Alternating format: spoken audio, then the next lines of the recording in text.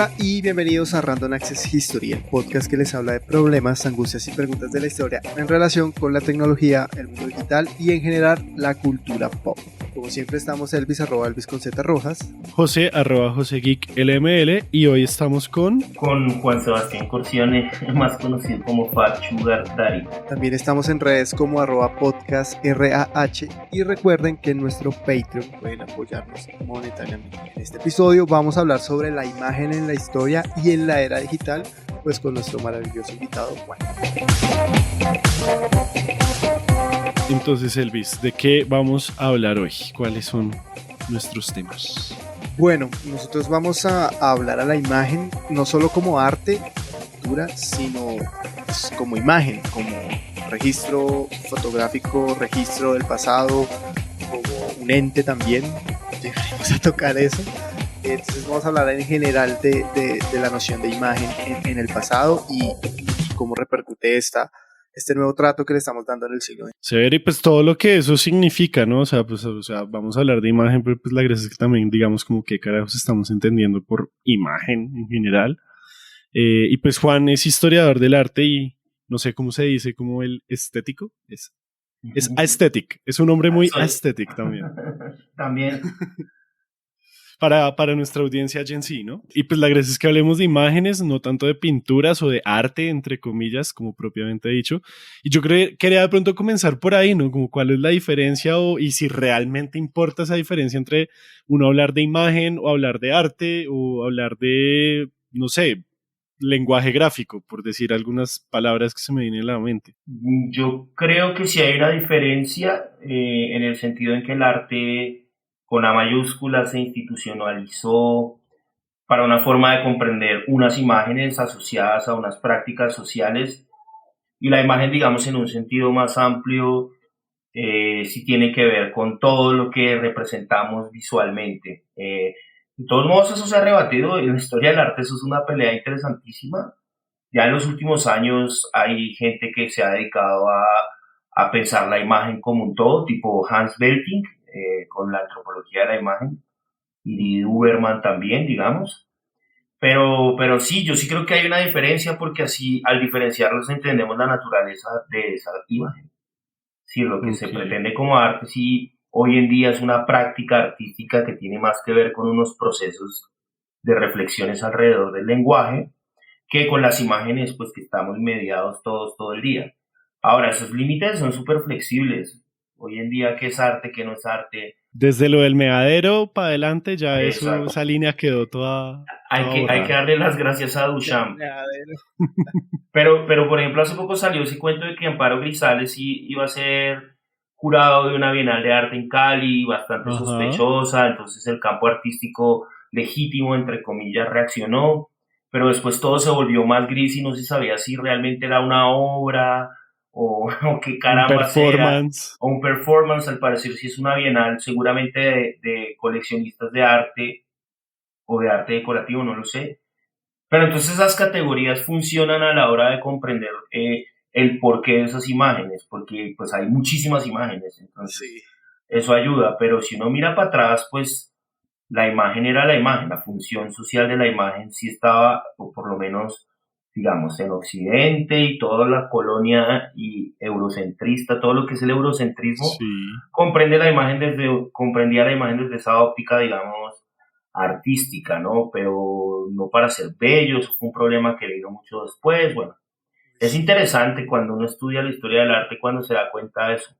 Yo recuerdo que cuando entré a la maestría había una señora que se indignó porque ella creía que iba a aprender artistas.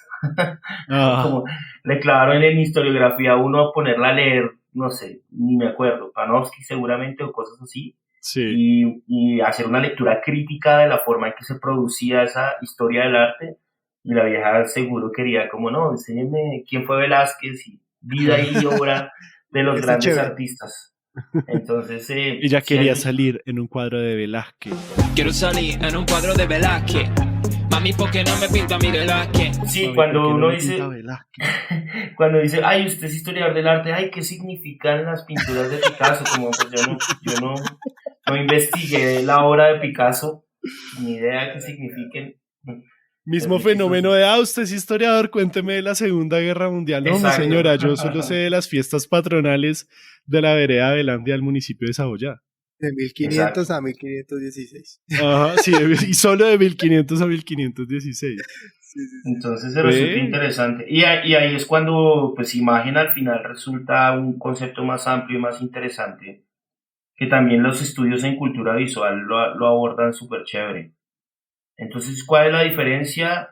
A mí me gusta una diferenciación que hizo un man que se llama José Luis Brea, que son las 3 eras de la imagen, y es como hubo un periodo gigante en donde las imágenes estaban sustanciadas en la materia, luego otro periodo no tan grande en donde las imágenes están sustanciadas en el film y la forma de ver cambia, y luego estamos en el periodo, pues, de la imagen electrónica, que es un pato después de la imagen totalmente diferente. Sí, claro. Pues tiene mucho sentido que sean 3 grandes periodos, sobre todo por esa materialidad muy, pues, de la imagen también entendida como arte, pero pues igual imagen, no sé, yo me pongo a pensar, hay una cuenta de Twitter que se llama Weird Medieval Guys, y lo que hace es subir pues, ilustraciones, iluminaciones de textos medievales, no sé, como de esos que son un conejo con corona sobre un caracol, y pues eso es una imagen medieval que no necesariamente es la catedral artística, el vitral, el fresco,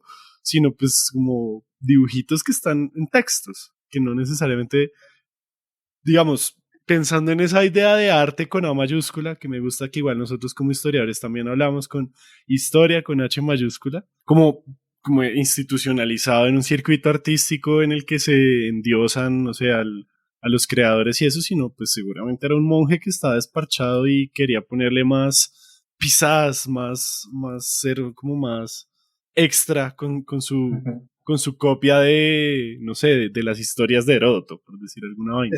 Eso me parece chistoso, ¿no? Esas imágenes que a veces uno no relaciona con el texto y que esta cuenta solo las saca o las toma. O sea, a mí me encantan los medios medievales, o sea, a mí me parecen súper bacanos porque están totalmente descontextualizados y llevados a otro contexto donde tiene sentido, donde la imagen cuadra, ¿sí? Como un man apuñalando a alguien en el culo, es como...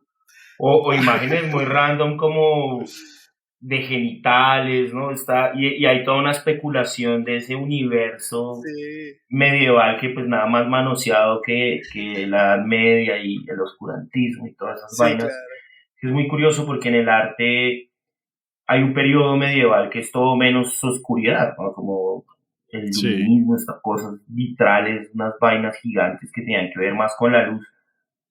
Entonces sí, es chévere porque pues a mí sí me emociona también un poco esa fantasía de lo que es la historia y de lo que es la imagen, porque es como ese pasado fantasioso y estas cuentas lo que hacen es sacar cosas que en detalle obviamente tienen un sentido totalmente diferente, todos estos caracoles, ¿no? Es muy chistoso.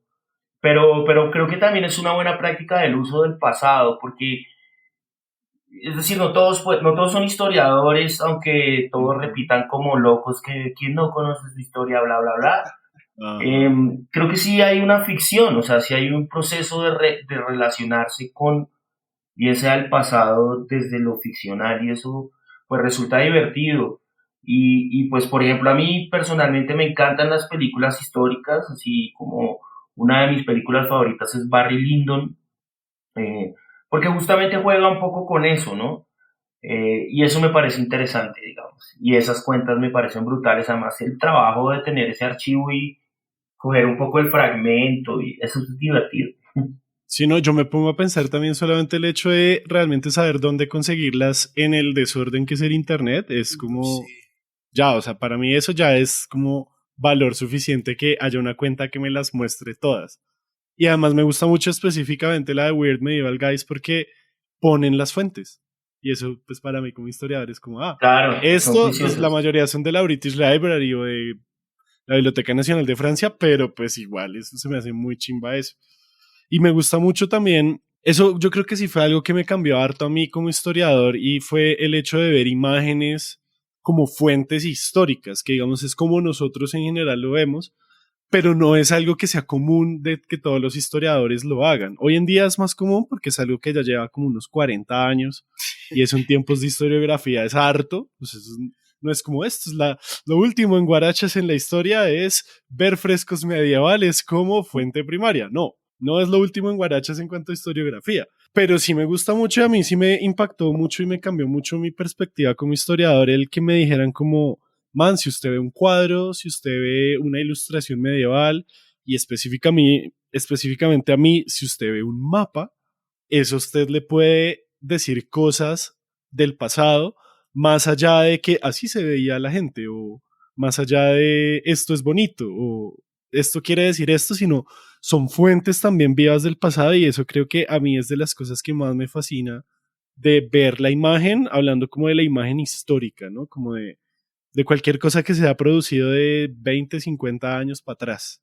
Y ahí hasta las pinturas rupestres lo que marque. A mí me gusta mucho Peter Burke por eso, ¿no? Ese libro de Visto y No Visto, la historia contada en imágenes, me pareció fascinante. Era como en los capítulos decía poder, y entonces el man empieza a hacer análisis de imágenes y yo, wow, yo quiero hacer esto. Al final no lo hago, digamos, juiciosamente, pero sí me parece muy, muy chévere. Y un poco los historiadores del arte hacemos eso también, ¿no? Más allá de la iconografía y la iconología que pues se ha rebatido mucho, si hay un ejercicio de tratar de interpretar hechos o en general el pasado a partir de imágenes, que son más del código da Vinci. Esa es la otra de los historiadores del arte que nos preguntan como, venga, y la Mona Lisa y da Vinci, ¿no? Esta idea del genio artístico que es supremamente rebatible. Sí. Es muy interesante porque la gente se mete en unos viajes muy locos y es divertido. Y uno va a ver la Mona Lisa y es un poco de gente ahí, le roban a uno hasta el celular allá adentro. Hay un letrero así que dice como, cuide sus objetos personales, y es como ir a como estar en Transmilenio. Sí. El Museo del Louvre no se hace responsable por objetos dejados en... Yo tengo una anécdota ahí. Por ejemplo, mis tíos fueron a Europa, entraron al Louvre y querían ir a ver a la Mona Lisa, pero no la encontraban. Entonces, en una ya iban a irse y vieron un montón de gente y ¿qué estarán dando allá? ¿Qué pasó? Y era la Mona Lisa y ellos fue como la vieron y fue como, ¿es esto? Sí, es un fetiche. Esa idea del genio irrepetible es muy extraña, ¿no? Sí. Pues, se ha estudiado juiciosamente, la sociología lo ha hecho con juicio, pero es como Da Vinci pudo haber un montón. Sí. Solo que pues fue el que estuvo bien meceneado ahí y le fue bien, pues era más bien un buen vendedor. Entonces sí resulta muy, muy chistoso, pero de nuevo también es divertido como tratar de comprender el pasado desde esas ficciones medio... yo soy como fan de las conspiraciones. No soy conspiranoico, pero sí, es muy distinto. Porque no me las creo, aunque a veces en TikTok sí resulto en unos huecos que es como, ¿será que los reptilianos? No sé, a mí me tienen convencido que Lía Michelle no es analfabeta. O sea, a mí me tienen 100% convencido. Y soy también muy fan de ver esas teorías y los icebergs y esas vainas. Sí. A mí, por ejemplo, me llama mucho la atención, me gusta muchísimo el hecho de pensar el poder que tenía la imagen y no poder así todo Foucaultiano, sino como el hecho de que la imagen era un medio de comunicación muy efectivo o sea, antes del siglo XX, porque más de la mitad de la gente en el mundo no sabía leer y escribir, ¿sí? Y eso a mí ya simplemente me revienta la cabeza y es como, claro, la imagen era uno de los principales medios de comunicación porque pues si yo no sé leer y escribir, si a mí me cuentan una historia con dibujitos, y me encantan los libros que tienen dibujitos por eso hoy en día, entonces es como, wow, es un gran medio de comunicación porque me puede decir muchas cosas sin necesidad de yo saber, o sea, de tener como toda esa habilidad que es leer y escribir, que uno se pone a pensar y mierda, eso es muy difícil. Pues yo solía contarle a mis estudiantes que cuando uno entraba a una catedral, sí sentía como que Dios le metía a uno un dedo en el... Eso no gustó una vez y se me armó un problema, pero sí, o sea, la fascinación que siente uno hoy con el espectáculo, con ir a un concierto, con quedarse ahí como embobado, luces, pirotecnia, lo que sea, pues yo me imagino que para una persona del siglo XIV, siglo XV, entrar a una catedral realmente era como un espectáculo, era como, pucha, peregrinar a ver eso. Y por eso también me gusta mucho como esa literatura histórica tipo Ken Follett, ¿no? Que se arman unas películas ahí. Entonces creo que porque además no somos muy conscientes, pero pues hace 300 años la realidad social de ese momento también estaba mediada por unos recursos en imágenes o hace mucho más muy escasos, ¿no? Como que la imagen también tenía un montón de cosas. Hoy en día pues es como un hecho ahí social dado, ¿no? Como ahí están. Sí, ahí Y están. eso me gusta también de la imagen como fuente. Yo creo que en Colombia no hay aunque la Biblioteca Nacional tiene organizado algunos recursos y fuentes, sobre todo primarias, no hay como una buena mirada histórica en imágenes del pasado. Yo siento que no se ha hecho una exposición tan interesante. Hubo una época en que el Museo Nacional hizo unos ejercicios muy bacanos, pero eso se ha dejado atrás, ¿no? El Museo de Arte Colonial ahí también medio lo intenta, pero creo que sí valdría la pena algo más riguroso, que haya un interés real por comprender también todo ese, digamos, ese ecosistema de imágenes que existen en nuestro pasado, ¿no? Y que están ahí. Pero pues, no sé cuándo me contraten en el Museo Nacional. A mí también sabe que me gusta mucho obviamente de la fantasía del pasado ficcionalizado, esta vaina de pensar que todo lo hicieron los dioses, ¿no? Como alienígenas ancestrales. Claro.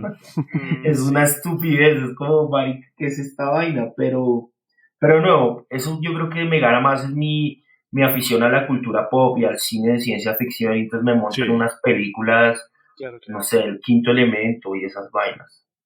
A mí me gusta mucho también el tema de cómo uno se imagina el pasado y cómo las imágenes ayudan a imaginar el pasado, cómo pudo haber sido, que no necesariamente pues uno como tiene que mirar críticamente todo y analizar las fuentes y demás, pues no, si yo veo una foto de 1920, pues no voy a decir, ay, sí, el mundo era tal cual aparece en esta foto, porque yo sé que la fotografía pues tiene una producción, pues que el fotógrafo tuvo que haber acomodado para la luz, demás. Sí, como decisiones, de todas formas. Pero sí siento que nos dan una posibilidad de imaginar cómo era el pasado, y esto es otra cosa que a uno le rompe mucho la cabeza cuando, por ejemplo, en las clases de historia antigua, es como el profesor, como, man, ¿sabían que todas esas estatuas no eran blancas? Todas las estatuas tenían colores. Y hoy en día, digamos que ya se puede empezar a saber qué colores eran por análisis de pigmentos, químicos y vainas así. Y verlas como las reconstrucciones que hace la gente de qué colores podía tener una estatua de esas que uno ve toda blanca, toda aburrida. Lo mismo cuando uno piensa como el pasado en blanco y negro o en sepia. Es como, pues sí, pero porque así son las fotos. Y así es como nuestra imaginación lo está procesando. Claro, la mediación determina la mirada y como hay dos tipos de imágenes, las mentales y las imágenes exteriores, la posibilidad de construir las imágenes exteriores en la cabeza sí genera como unas dinámicas muy interesantes que al final es la imaginación misma. Porque pues yo sí estoy convencido y pues, aquí seguro voy a pecar de arbitrario que la imagen sí fue un factor importante en nuestra evolución, y yo sí creo que determinó mucho, más allá de cosas biológicas y demás.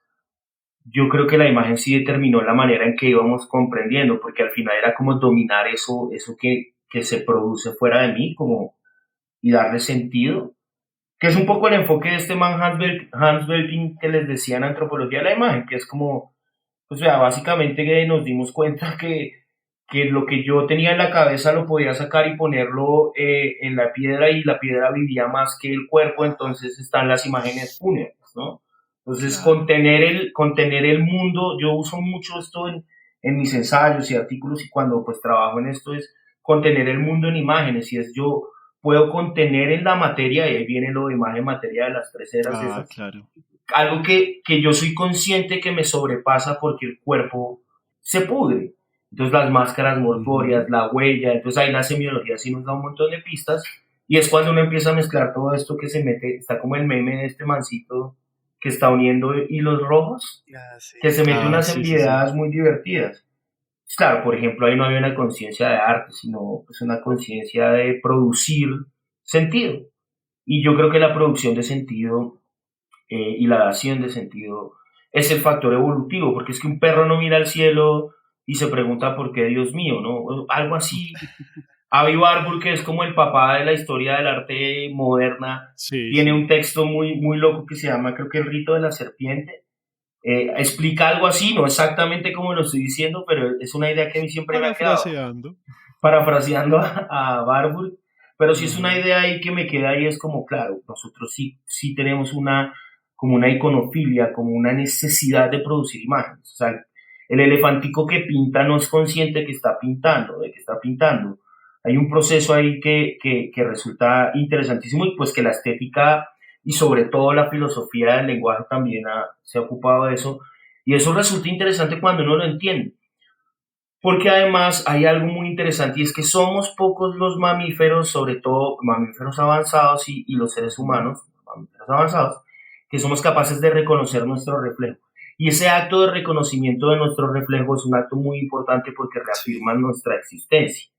Entonces sí, yo claro. soy porque soy consciente de que soy visto, ¿no? Entonces cuando uno era Ujú. chiquito y en el colegio los rabones compañeritos le querían hacer la maldad, hacían como si a uno no lo vieran. Y entonces uno sentía angustia existencial, o cuando los papás decían, ¿dónde está Ujú. Pepito? Y uno ahí, yo aquí estoy, y lo ignoraba, pues uno dice, no existo, soy un fantasma. Entonces ahí me parece que hay toda una rama de entender la imagen del pasado muy interesante, porque determina otra forma que la sustitución de movimientos artísticos que se dan a lo largo del tiempo como de forma teleológica. Eso me parece bacanísimo. Cuando yo descubrí eso, dije, cuando descubrí autores que tenían estos enfoques, dije, uy, esto me parece más interesante, pues que saber si las De saber qué meninas, significan las obras de Van Gogh. no, si Velázquez estaba pintando a los reyes y todo este juego que seguro el tipo, pues de pronto ni se las oyó tanto. Sí, Digo, como voy a ser chistoso y me voy a meter en la Sí, pintura. va a ser una pin.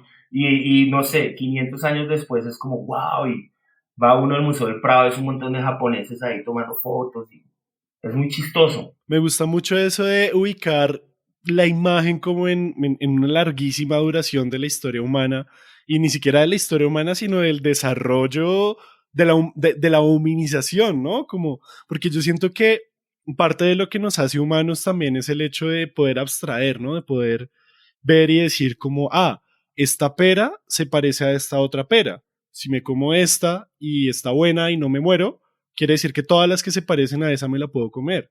Y eso ya es un juego de la imagen, ¿no? De poder abstraer el mundo que nos rodea, que ya después empieza a dejar de ser algo tan instintivo y Mm. empieza a ser algo que yo voy a tener que comunicarle a otras personas, a otros seres humanos.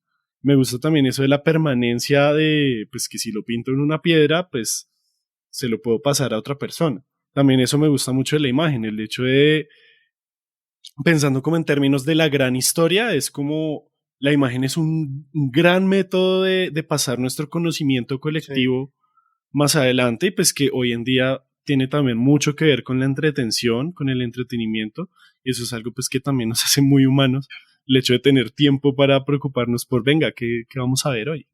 ¿Sí? ¿Qué hay en Netflix? ¿Qué hay en Netflix? A mí me gusta mucho, no sé, qué opina Juan, la escena, por ejemplo, de Intensamente, cuando ellos entran como a esta cabina o a esta nada de la abstracción. Pero es la habitación de pensamiento abstracto. ¿De qué estás hablando? Yo entro aquí todo el tiempo. Oh no, la encendieron. Esto nunca había pasado. ¡Mi cara! ¡Mi preciosa cara! ¡Oh! ¿Qué nos sucedió? Nos abstraemos. Son 4 etapas. Esta es la primera, la fragmentación no objetiva. Nadie entre en Yo pánico. pensaba Lo que como, importa es que ninguno o sea, se separe. cuando la volví a ver, la pausé y me puse a pensar como, venga, ¿no sería algo más simple una palabra, un concepto?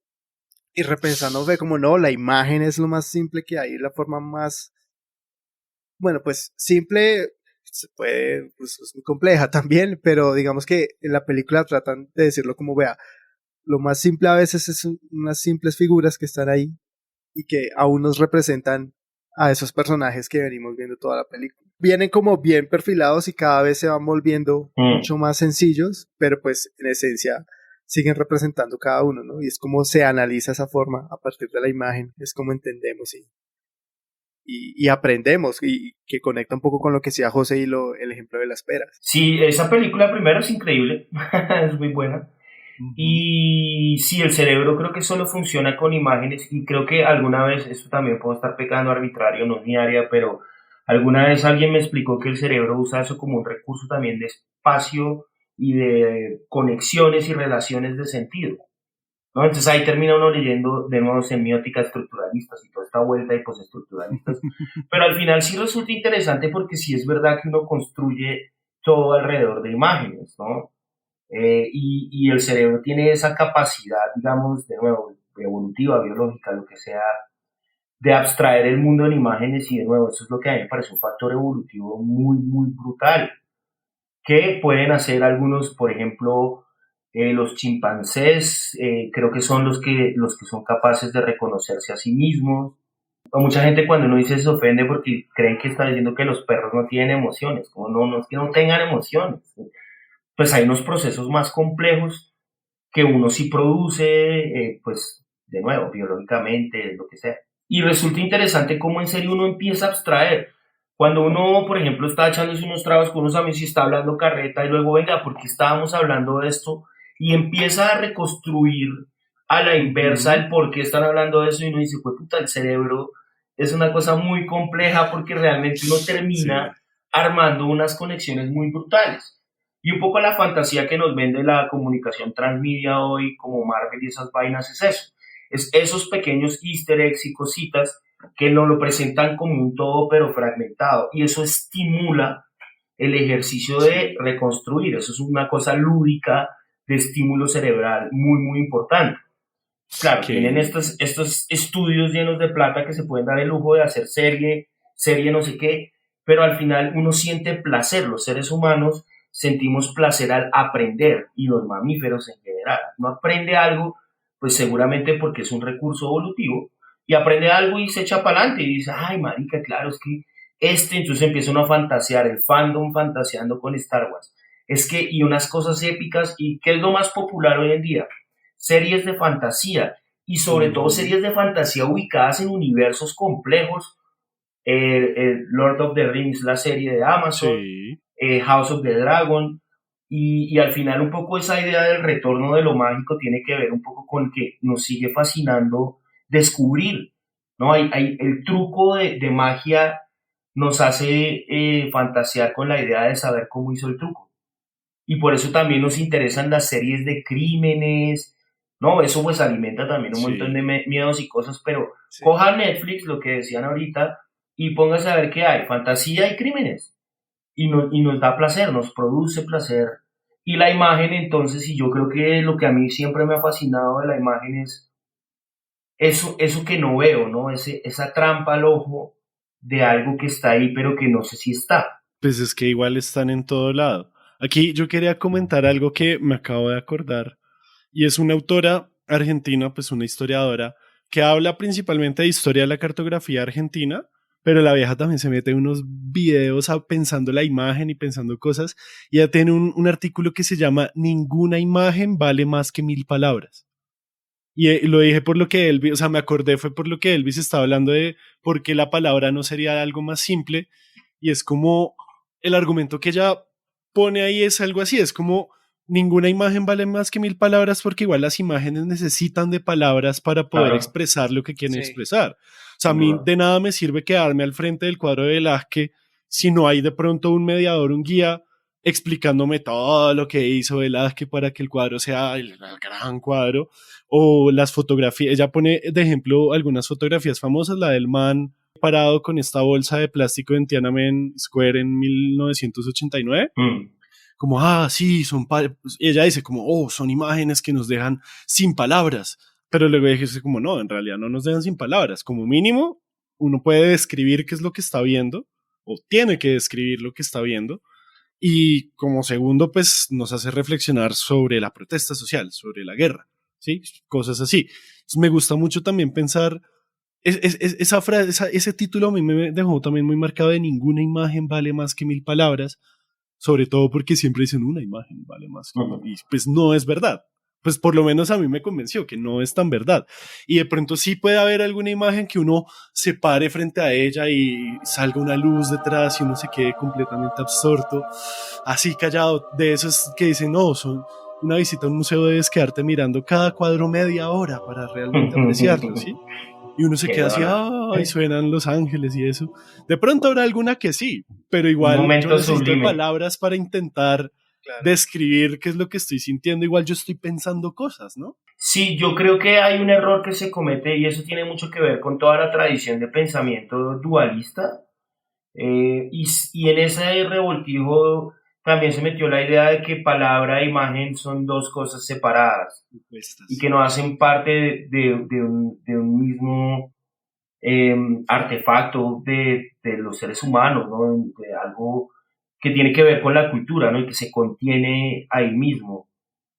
A mí me gusta mucho una definición de cultura de Canclini, que es, la cultura es algo así, lo voy a parafrasear de mal de nuevo, pero la producción del sentido del significado de la vida social. Y eso también tiene que ver con las palabras, por supuesto, y también tiene que ver con las imágenes. Entonces, yo nunca he creído que son mundos aparte.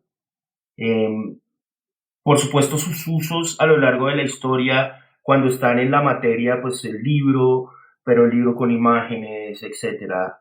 Pero, pues al final, yo creo que hacen parte de lo mismo. Entonces, sí, esa frase es el típico cliché para decir que las imágenes se explican solas, pero no, el sentido creo que usan las herramientas que tenga a la mano para producir sentido, ¿no? Y por eso la economía del lenguaje hoy, que es tan compleja, termina siendo asombroso que sea como tan fácil de adquirir, con digamos, lo memético y todas estas vainas, pues se adquiere como de una forma casi que se permea, ¿no? Encarnada, pues. Y uno dice, pero ¿cómo los chicos de hoy en día entienden los emojis? Pues es un contexto y hay un montón de relaciones de sentido ahí que pues somos capaces todos los seres humanos de comprender. Por supuesto, si uno no está mediado por esa vaina todo el día, no lo va a entender. No entiendo TikTok, no, pues es que eso es un lenguaje en sí mismo ahí metido, ¿no? Y tiene unas formas y una suerte de normativas para que el sentido tenga sentido. Que echa mano además de todo, de palabras, imágenes, música, bueno, y de pronto ese es el éxito de esa plataforma, además de los chinos y todas estas vainas. Eso que dices, lo de los emojis, me parece una locura, porque cuando WhatsApp permite que tú hagas tus propios stickers, que hay como un boom, y que ya, por ejemplo, en los grupos de la familia o algo, a veces no se escriben, sino se mandan stickers, ¿sí? Y son solo respuestas con stickers, y uno como, si no estás al tanto, te toca ir atrás para poder entender de qué están hablando, porque son solo stickers, ¿no? O sea, no hay alguien que envíe o un audio o una escritura, sino son solo stickers. Y pues que haya permitido eso me parece una locura, porque hay de Uribe, de política, de deportes, de esos chistes, de esos videos todos raros de gente como riéndose sin dientes y vainas así, o sea, una locura así. Y hay gente que se dedica a hacer stickers también, sí, muy pasados, ¿no? Los que grotescos. Que uno mejor no guarda porque se le va en el chat de la oficina o alguna mierda así de la mamá. Sí. Bueno, yo creo que eso ya nos da pie para pasar allá al tema de la imagen en la era digital, porque, bueno, me gustó mucho eso de la imagen como física, luego el film, pues que igual, sí, o sea, el siglo XX es como toda una vaina ahí de imágenes, porque ahí, digamos que en el siglo XIX y en el XX nacen muchas cosas y se consolidan sobre todo muchas cosas que hoy en día siguen impactando a pesar de que estemos como en la era de la información y de los computadores, pero pues, no sé, lo que es la publicidad, lo que pues obviamente el cine, la televisión, la caricatura política también, en general como del 18 para acá, del 19 para acá, y eso, pues, digamos, también nos puede llevar a lo de los memes, a la fotografía, a las redes sociales y demás. Entonces, no sé, ahí yo tenía una pregunta muy inocente como, ¿cómo se ha modificado la producción, consumo y circulación de imágenes en la era digital? Es una pregunta realmente que no sirve de nada, pero pues que igual es como, es todo y nada a la vez. ¿Y qué nos dice eso de que vivimos en una sociedad? Yo creo que hay algo interesante que es el cambio de... Hay algo muy chévere cuando, por ejemplo, pensemos en las selfies. A mí me gusta mucho analizar, digamos, la cultura contemporánea a partir de la imagen digital, precisamente porque los cambios no son tan leves, pero pareciesen leves.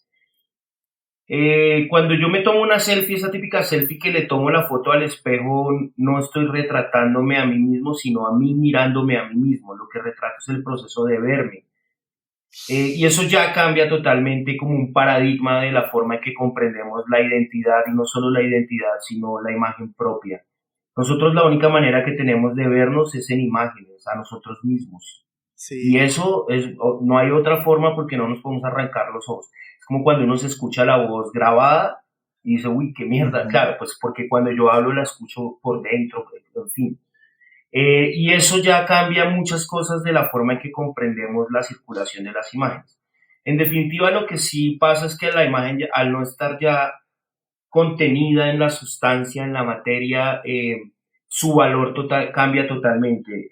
Una artista alemana coreana llamada Ito Estrellel, o bueno, no sé si lo dije bien, tiene una obra y un ensayo que se llama La imagen pobre, y esta vieja es marxista y hace un análisis sobre las imágenes de mala calidad y dice que son el lumpen proletario de las imágenes, porque al final sí hay un acto democrático en la producción de imágenes.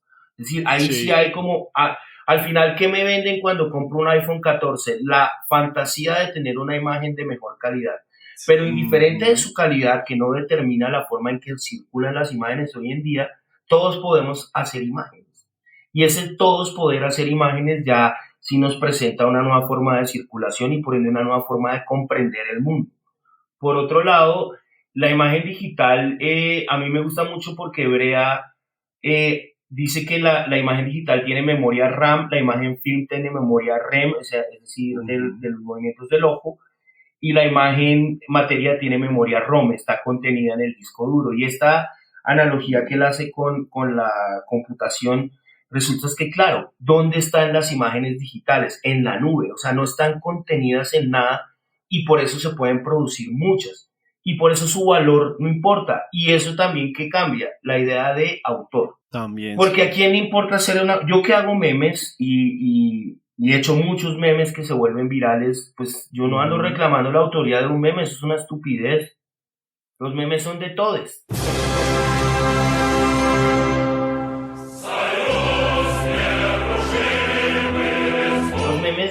Los memes no tienen autor, porque los memes al final es una ligera variación que se le hace a un artefacto o un dispositivo estético. Y esa ligera variación lingüística, en donde yo cojo un referente, le cambio algo y lo convierto en algo totalmente nuevo, es una puesta en práctica del humor en su máxima expresión. Entonces, cambia la noción de autor, cambia la noción de circulación y también cambia la forma en que nos vemos a nosotros mismos. Qué bien eso. Nosotros dejamos de ponerle marca de agua a los memes también por eso, porque fue como, qué huevo nada ponerle marca de agua a un meme, ya. Sí, es como soy el Da Vinci de los memes. Es como... Mis memes están por encima de los otros memes. Exacto, y eso es lo otro que varía el tiempo. Y si comprendemos la imagen como valor, el valor de la imagen digital se puede tasar en algo que se llama valor viral. Sí. Ya no es valor simbólico, que era, digamos, esta propuesta filosófica de Baudrillard en los 60, 70, sino es un valor viral. Una imagen vale porque es viral. Yo trabajo en publicidad. Mis clientes me dicen, ay, ¿cómo me vuelvo viral? Ay, usemos una imagen viral. No, es el lugar a donde quiere estar. Ya las imágenes no hay la transferencia de imágenes, el intercambio de imágenes resulta totalmente rápido porque no están contenidas en ninguna materia. Y eso también abre pie para las fake news, para, bueno, todo esto, ¿no? Por supuesto, sí. Entonces son varios cambios. Ahorita justamente estaba escribiendo sobre Be Real, esta nueva aplicación que toma foto del rostro, o sea, usa las dos cámaras. Ajá, sí. Y pensaba, a la luz de la historia de la fotografía, cómo ha cambiado tanto esto. Hay autores que ya lo llaman postfotografía porque obviamente cambió el régimen desde donde se sustenta y ya no se sustenta ni siquiera en la historia de la fotografía misma. Sin embargo, a la fotografía le seguimos pidiendo lo mismo, que sea un documento de la realidad, indiferentemente de lo que sea un documento real. Por ende, si está en foto es creíble, Y eso también le abre mucha sí. posibilidad estética a los memes. Porque entonces al convertir un montaje, un fotomontaje, estoy construyendo una nueva narración. Entonces también es posibilidad. Entonces son imágenes pobres en la medida en que todas las podemos usar y la baja calidad no importa. La calidad no importa, así sigamos con el fetiche de comprar el último Xiaomi porque lo que sea. Y por último, hay algo muy interesante que es ese giro, o sea, cuando ya la cámara nos mira, el siglo XX era el ojo y uno se ubicaba en el lugar del ojo que se movía por el espacio indiferentemente del tiempo, que es el montaje cinematográfico. Y ahí ya cambió la noción misma del tiempo, ¿no? El cine nos cambió la noción del tiempo. Pero ahora ya simplemente son imágenes que se producen en un todo y que yo las llamo hacer, ¿no? La posibilidad de existencia de una imagen es cuando TikTok sabe que a mí me gusta ver conspiraciones y me manda conspiraciones, ¿no? Y esto ni hablar de lo que se viene con la inteligencia artificial, ¿no? Ajá. Que es ya sacarse, o sea, contenía la imagen en materia, luego quiero ser el ojo mecánico y ahora las imágenes son el todo y yo me produzco como imagen digital, que como en Virreal ya quiere desacralizar la imagen de la realidad fotográfica de Instagram y volver a una realidad más real, es como es como la conquista por la intimidad, es como, y si estoy cagando, no, pues ahí saldrá y se vuelve un meme porque entonces ahí hay posibilidad de meme. Y si alguien está asesinando a alguien, entonces ya a alguien se le debe estar ocurriendo contar historias en Virreal porque nos muestra la conciencia ya no de la imagen que es producida, sino de quien produce lo que está viendo. Es como estar dentro del cerebro, pero superior porque me puedo ver a mí mismo. Ese es como el sueño. Hay un sueño mecánico de conquistar la inteligencia y de producirla. Y por eso la inteligencia artificial también nos parece tan asombrosa y mágica, ¿no? Como, uy, pillen esto que hice acá y hay inteligencia artificial que escriben. Esas son súper miedosas. De nuevo, porque hay mi cabeza fanática del cyberpunk dice, no, marica, aquí fue, o sea, Terminator.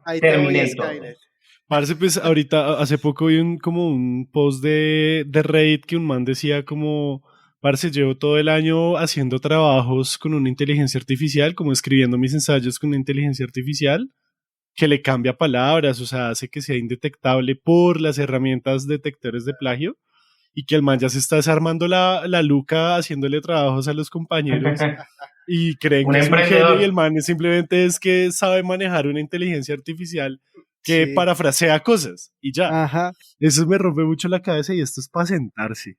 Yo acabo, se me desbloqueó algo en el cerebro con esta visión de las imágenes de baja calidad. Y esta visión marxista fue como pues madre, déjeme y me siento. Yo creo que eso se había hablado si una inteligencia artificial es capaz de filosofar. O sea, sí, ¿qué hacemos si nosotros alimentamos con citas filosóficas a este algoritmo? O sea, va a ser capaz de o repetirlas, o en algún momento crear nuevas, o juntar toda una amalgama, pero que de alguna u otra forma van a tener sentido, le podremos nosotros dar sentido y pues terminará filosofando o no.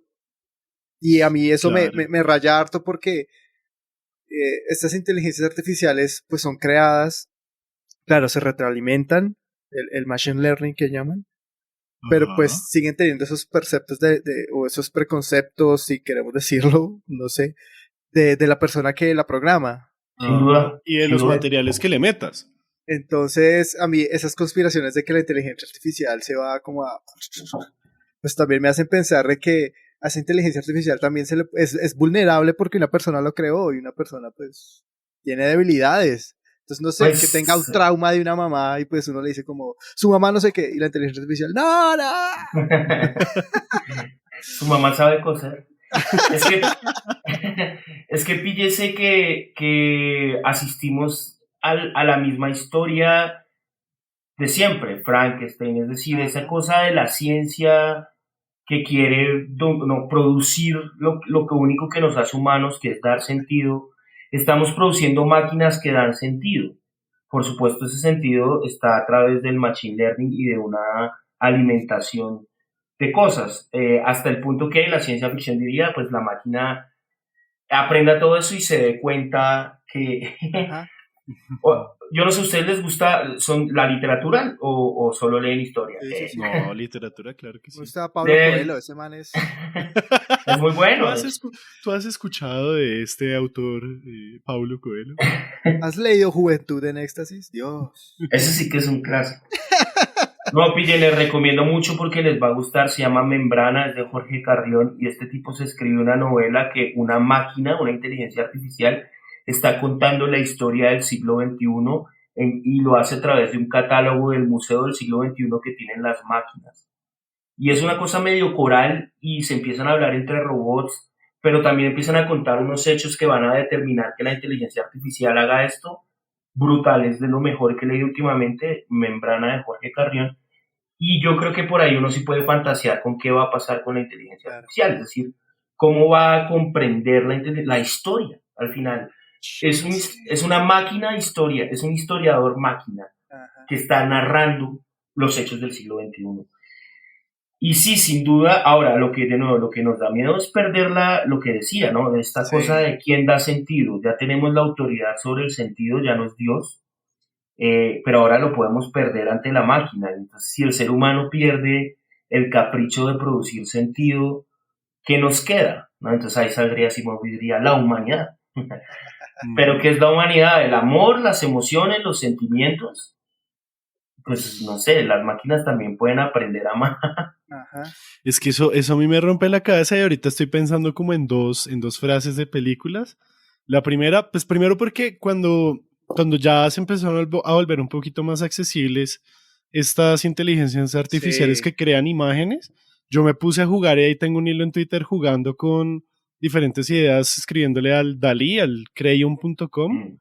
Y ahí tengo un par de ideas y he visto que hay cosas muy brutales. Hace poquito vi una pues un meme, obviamente en Twitter, que una persona que subió una imagen generada por inteligencia artificial y decía como, los humanos nunca soñáramos que una inteligencia artificial pudiera crear esta imagen de un caballo tan perfecta, tan armoniosa, e incluso con estilo realista, no sé qué, y la máquina sabe cómo crearla y no sé qué, pero el caballo tiene 6 piernas.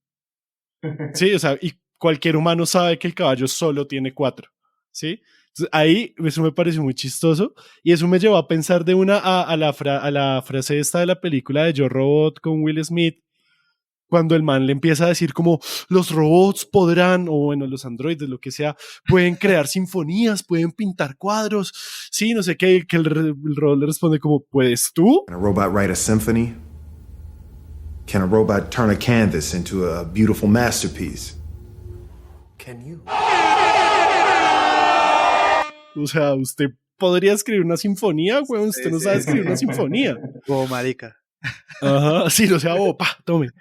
Y también me recordó a una escena del juego Detroit Become Human, que es el androide también, que empieza ya a pintar y tiene sentimientos y demás.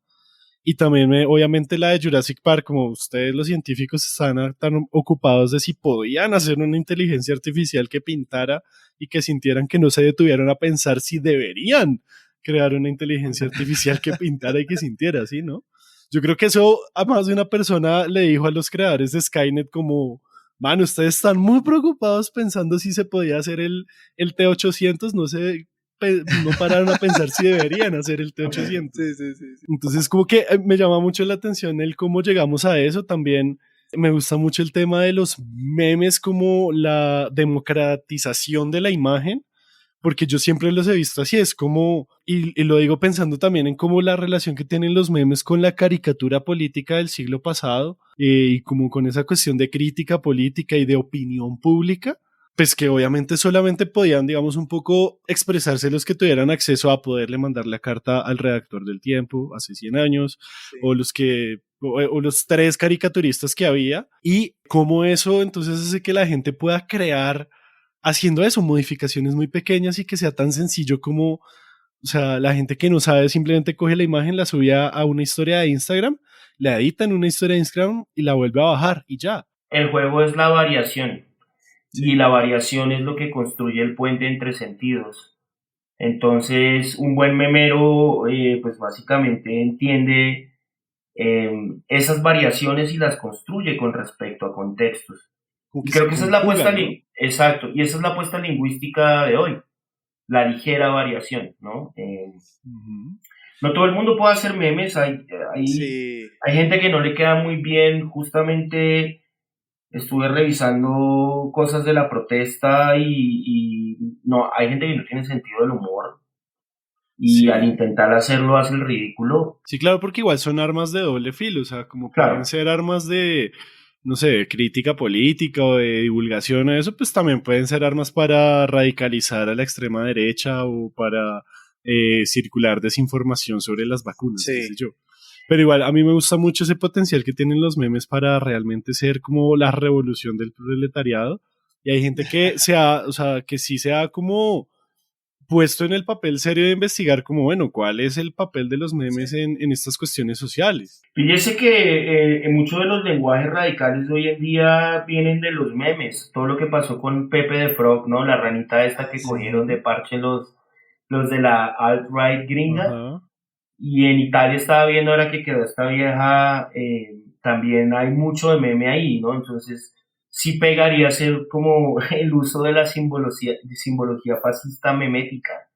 Claro. Porque además no se puede ser abierto, digamos que el uso de esas imágenes del pasado asociadas a este tipo de sucesos, pues es recriminado, pero el anonimato del meme también permite que la opinión se pueda dar reclamando ese lugar, ¿no?, que da la corrección política. Muchas de esas derechas gringas dicen, es que mi derecho es pensar que los otros son menos y es mi opinión y me la tiene que respetar. Y los memes, al ser anónimos, al ser imagen pobre, al ser democráticos, también van a ser escenario de eso. Entonces la conquista ideológica es la conquista de la opinión a través de lo viral, que lo hace muy bien Rusia y que lo hace muy bien TikTok, ¿no? Entonces, pues el poder siempre, sin ser Foucaultiano, el poder siempre está, pues el dominio del lenguaje es el dominio del poder. Y eso es así de simple, para bien y para mal. Eso es, comparto lo que dice José, pero yo siento que la democratización de eso está en el anonimato del meme, de que yo puedo subir de un mismo meme 6 variaciones y me puede pegar uno como no me puede pegar ninguno, o los 6, pero pues nadie sabe que soy yo. De hecho hay una serie colombiana que hay un man que hacía memes, que su trabajo era hacer memes, y pues es muy chistosa porque pues lo encuentran como un personaje vacío que no hace nada, que pierde el tiempo, que no gana plata, pero el man se toma muy en serio su trabajo de hacer memes y hace lo que una persona profesional hace, ¿no? Lee, se sienta, analiza la situación y crea un meme que se vuelve viral. Sí, yo creo que es como el papel del caricaturista. Yo sí estoy de acuerdo con eso, sin duda. Cosa que pareciera que a veces las empresas o las entidades, figuras políticas, que cuando utilizan un meme, yo siento que cuando una empresa utiliza un meme para hacer publicidad, o pues un meme viral, ¿no? O sí, no sé, como una vez Marta Lucía publicó como, y no necesito tu aprobación, algo así, un meme como así. Yo dije como, oficialmente ese meme se ha muerto de la manera más canalla. Hay formas, ¿no? Hay formas porque yo lo hago. Yo lo hago y pocas veces se nota. Yo lo hago en Twitter. Es que esa es la vaina, cuando algo está bien hecho, uno no lo nota. Sí, claro. Pero, no sé, cuando, no sé, yo me acuerdo. Si no es la tía echando un mal la chiste, registraduría, sacando intentos de memes. Hubo unos que eran buenos, pero hubo otros que se notaba y este es un verbo anglicismo, el tryhardeo de estas...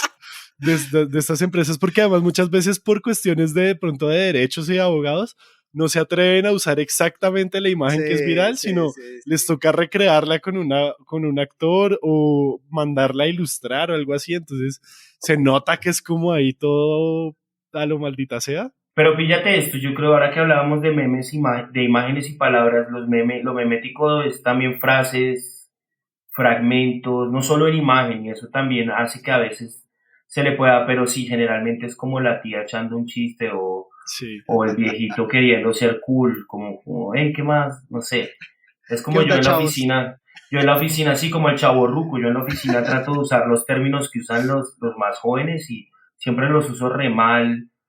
Yo pienso que todo es ovni y ovni es como outfit y siempre están cagados de la risa porque yo soy un viejo huevón queriendo ser cool. Y eso sí pasa mucho. No, es que igual, es que aquí hay muchísimos temas o sea, por seguir cortando lana y lana, hilando, porque, no sé, a mí todo este tema me fascina mucho. Pues yo personalmente, desde la cartografía histórica, desde los mapas, eso es como lo que, para mí la imagen es como listo, eso es como lo que yo sé mirar. Sí, ¿no? Que, otra cosa que dice Peter Burke que me marcó mucho es que o sea, los historiadores, cuando él escribió ese libro, éramos analfabetas visuales, ¿sí? Como que no sabíamos leer la imagen, y eso es una habilidad que de todas formas también se necesita, ¿no? Tanto desde el ámbito analítico y crítico, como, bueno, saber que esta imagen fue producida. Uno de los ejemplos que más me gusta siempre es esta famosa foto de los soviéticos llegando a Berlín y que izan la bandera soviética y que siempre está la historia de esto es una imagen editada porque este man tenía 3 relojes porque estaban era saqueando y no sé qué y bueno, todo eso versus la imagen que nos cuenta la historia que los soviéticos nos querían contar en ese momento. Y otra cosa es como simplemente el simple hecho de entender un emoticón, ¿sí? O de entender un sticker, o de entender un meme y que nos parezca chistoso, que no son habilidades que tiene todo el mundo y son habilidades que se tienen que ir adquiriendo de a pocos, ¿no? Eso a mí también me llama mucho la atención, porque hace parte también tanto del alfabetismo como en general, como del alfabetismo digital, y eso es algo que, por ejemplo, a personas de zonas rurales, adultos mayores, incluso aquí en Bogotá, porque pues bueno, trabajo con eso, entonces me lo he encontrado de frente y es difícil. Claro. Es difícil hacer que ese tipo de personas entiendan los lenguajes gráficos y más allá de ni siquiera los botones, como que se supone que la gente que trabaja en UX, en experiencia de usuario, ya dice, no, eso es súper claro, eso para todos los usuarios es súper claro. No, marica, dígale eso a una señora que a duras penas sabe desbloquear el celular. Porque también se sigue creyendo que todo es globalizado y que los contextos no determinan formas de comprender el mundo. Y eso es un error muy grande. Hay ahora toda una rama de estudios que se llama humanidades digitales, que está bien interesante, en donde sí se está pretendiendo pues que, por ejemplo, el uso de fuentes digitales, más allá de la norma de cómo citar para que otro huevón entienda, sí tiene que ver con la idea de cómo comprendemos estas formas asociadas a los contextos, que tiene mucho que ver, ¿no? Porque sí, se cree que es un lenguaje universal, pero pues no lo es. No sé, hay un debate sobre la gente que recoloriza las fotografías blanco y negro. Sí. Hay gente que dice que es una porquería, pues porque la foto blanco y negro es su formato original, como hay otras personas que dicen que es fantástico poder ver una fotografía colorizada.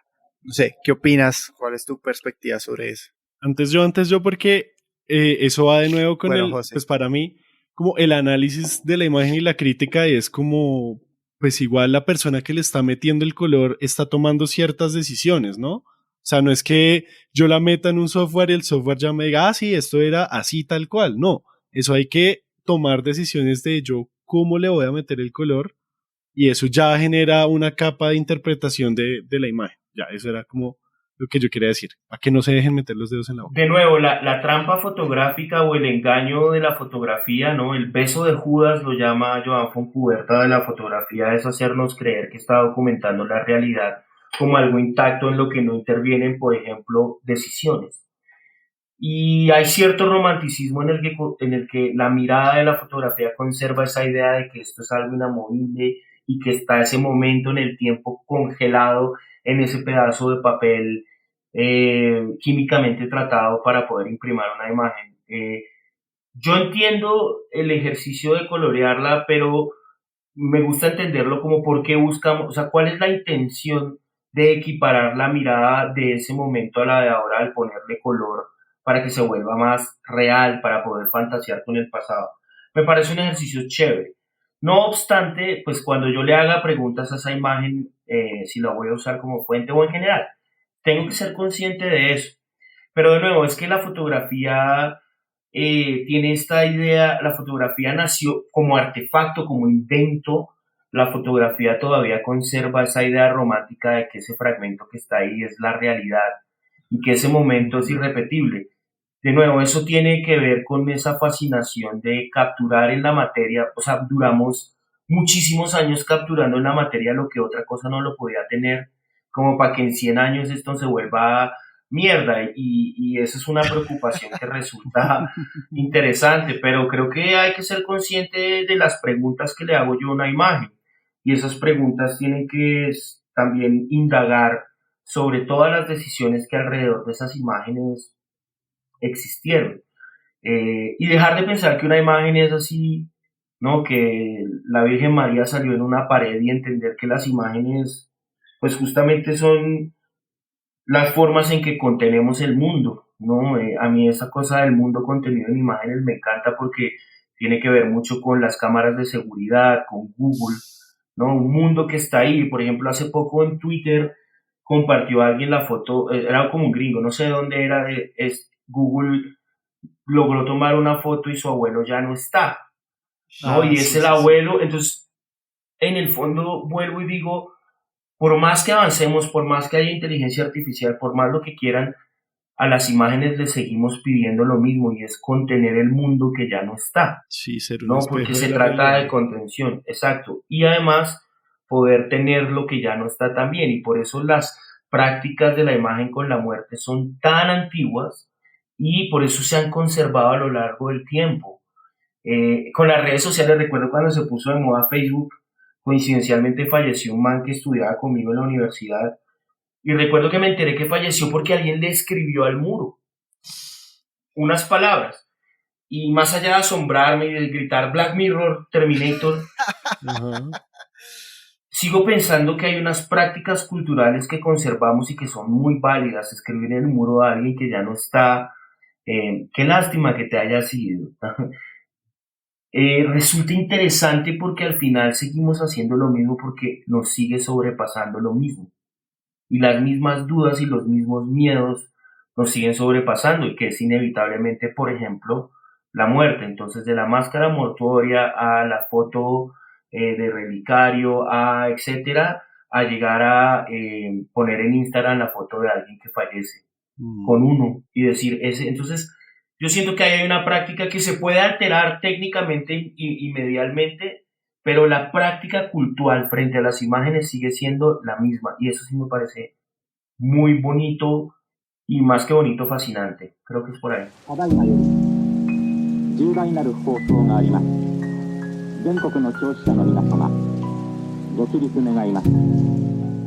Entonces, pues nada, yo quería pasar ya a la parte de los datos random, ¿cierto, Elvis? Sí. Datos random. Eso, gracias. Bueno, yo quería hablarles hoy en el dato random sobre el grandísimo Ricardo Rendón, y precisamente sobre la caricatura política en el siglo XX, porque yo sabía que íbamos a terminar hablando de caricatura en algún momento. Blado, Matador, Bacteria, cualquier otro de esos huevones, nada, parce. El más crack, el mejor de los cracks, el Pelé de la caricatura política en Colombia fue Ricardo Rendón. El man nació en Río Negro, era paisa, en 1894, era de una familia con bastante billete, o sea, no era cualquiera parecido ahí, y desde muy pequeño pues estuvo interesado en la cuestión de política y el arte. El man estudió con el maestro Francisco Antonio Caro, hizo parte de un grupo que se llamaba Los Pánidas, o Panídas, no sé, creo que es Panídas. Yo no los conocía, era un grupo de jóvenes paisas que estaban inconformes y eran intelectuales, y que hacia 1914 y 1915 lanzaron una revista. O sea, lo que hoy en día es armar un podcast, lo que hace unos años era armar una banda de rock, a principios del siglo XX era armémonos una revistica. Y no, o sea, no era un fanzine, era una revista con todas las de la ley, ¿no? Entre otros en ese grupo, pues nombres que pues aparecían en Wikipedia en azul y yo medio reconocí: León de Grave, antes de mutar y convertirse en un auditorio, obviamente. a Fernando González Ochoa o Libardo Parra, también hicieron parte de ese grupo. Ahí en Wikipedia alcancé a leer una vaina que dice que había un rumor que siempre tenían que ser 13 y que ya tenían un pacto suicida los muchachos de ese grupo, no sé. El caso es que Rendón empezó a publicar cosas ahí en la revista de ellos, de los Panias, después en Revista Semana, y ya hacia la década de los 20, de los 1920, se empezó a publicar en El Tiempo, El Espectador, La República, la revista Cromos, la revista Sábado, El Gráfico y la revista Universidad. Y el 28 de octubre de 1931 se suicidó a los 37 años. Y pues bueno, eso fue digamos que una pérdida bastante grande porque pues el man estaba joven. Lo sepultaron en el cementerio central y algo que sí me causó curiosidad es que otros 2 miembros de ese grupo también se suicidaron. Entonces, ¿coincidencia? No lo creo. La mayor, digamos, periodo de actividad de Rendón fue durante la hegemonía conservadora, al punto que le llegaron a atribuir que el man básicamente fue el que tumbó la hegemonía conservadora de tanta crítica que les mandaba. Y pues podría tener sentido porque pues se suicidó al año, pero pues no sé, digamos, obviamente son muchos más factores políticos, sociales y económicos también los que hicieron que se cayera esa gran hegemonía conservadora. El man siempre en sus caricaturas, digamos, como buen humorista, como buen caricaturista, siempre pegó hacia arriba, hacia el poder, hacia la política, a pesar pues de que él venía de una familia, digamos, bien acomodada, siempre tuvo como muy claro que tocaba era criticar al poder. Y pues estamos hablando de un personaje, o sea, no era un caricaturista de esos que ponen ahí al lado de la columna de opinión. No, marica, se mantenía portadas en el Tiempo de primera plana que a veces ocupaban toda la primera plana. Y de hecho una de esas portadas está en el collage de nuestro podcast Volver al Presente, sale. Entonces pues nada, Ricardo Rendón, si no lo conocen, hay 2 libros publicados el año pasado o este año que hablan sobre él, que son escritos por colegas, y lo que más me trama de esto es que el año pasado toda su obra entró al dominio público, porque pues se cumplieron los 90 años de su fallecimiento, y en el Banco de la República está casi toda su obra digitalizada, si no está toda, está como el 90%, qué sé yo, digitalizada. Entonces ir a ver las caricaturas de Rendón de nuevo es un espejo al mundo de su mundo, sí, que nos habla de política, nos habla de la sociedad, no, y uno entiende realmente cómo estaba funcionando y cómo funcionaba la opinión pública de ese entonces a través de la caricatura de Rendón, que además a mí, digamos, como verla, como el tipo de dibujo que él mantiene, me parece buenísimo. O sea, me parece que es una caricatura sencilla, el man la sacaba cada nada y tiene unas cosas muy, muy interesantes que podrían aprender sobre él algunos caricaturistas de hoy en día. Fuertes declaraciones. Fuertes declaraciones. Esa es mi historia aleatoria de hoy. Muchas gracias por escuchar Random Access History, y si nos quieren apoyar más pueden recomendar este podcast con sus amigos, colegas, familiares y hasta con desconocidos. Además pueden hacer parte de nuestra comunidad de Discord para charlar y compartir memes totalmente gratis. El link está en las notas del episodio. Y si nos quieren ayudar más, aún más y más y más, pueden apoyarnos monetariamente siendo nuestros mecenas en patreon.com/randomaccesshistory.